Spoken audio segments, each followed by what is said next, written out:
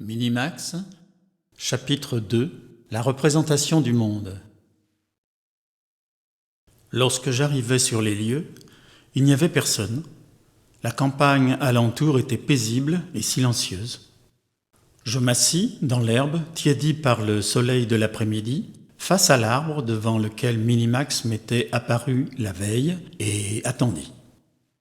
Quelques instants plus tard, 1 heure peut-être, j'entendis derrière moi un léger bruissement. Je me retournai, soudain tendu. Personne, rien. C'est en me retournant à nouveau que je le vis, là, devant moi, exactement dans la même attitude que la veille, accoudé contre l'arbre, immobile. Bien qu'étant assis, mes jambes se mirent à trembler de façon incroyable, sans que je puisse faire quoi que ce soit pour m'y opposer. Sans doute une réaction nerveuse.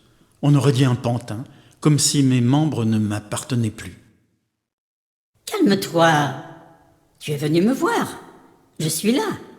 Alors pourquoi es-tu si surpris ? Le tremblement cessa progressivement. Cette fois, Minimax bougeait les lèvres en parlant, mais sa voix ne portait pas comme la mienne. Je la recevais directement dans ma tête, comme la veille. « Mais tu existes réellement ?»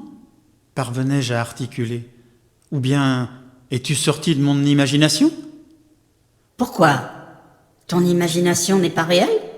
Ce n'est pas ce que je voulais dire, mais notre conversation pourrait être imaginaire, comme un dialogue intérieur.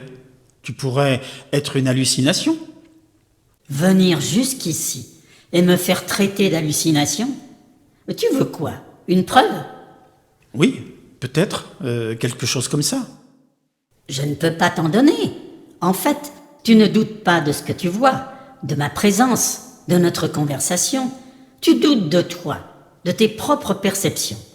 Toutes les preuves du monde ne sauraient convaincre celui qui doute de lui-même. Chaque être vivant fabrique sa propre réalité. Pourquoi n'acceptes-tu pas la tienne avec un Minimax dedans ? Mais enfin, je ne fabrique rien. La réalité existe en dehors de moi, ou c'est à devenir fou ?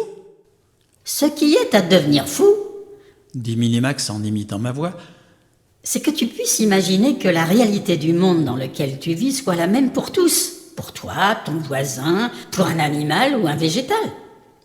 Qu'est-ce que tu veux dire ?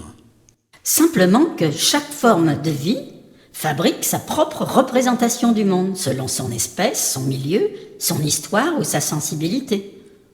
Je réalisais soudain que j'étais en conversation avec un petit homme depuis 5 minutes, comme si tout ça était très naturel.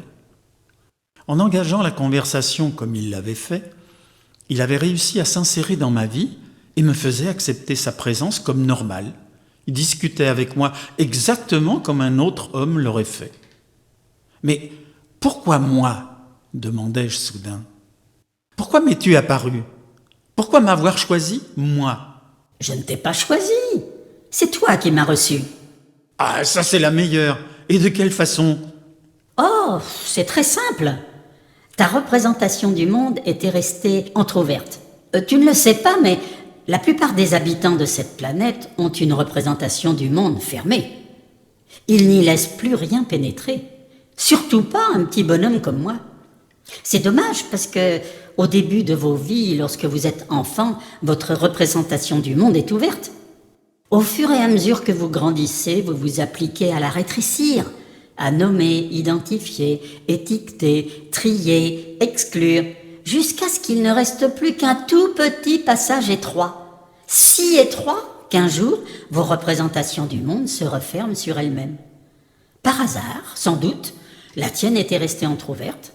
Alors je me suis glissé dedans et hop, me voilà. Il fit un petit pas de danse sautillant et retomba en écartant les bras, comme un comédien qui salue. C'était amusant et incongru. Je souris, surpris et séduit à la fois. Je crois qu'à cet instant, je commençais à l'aimer.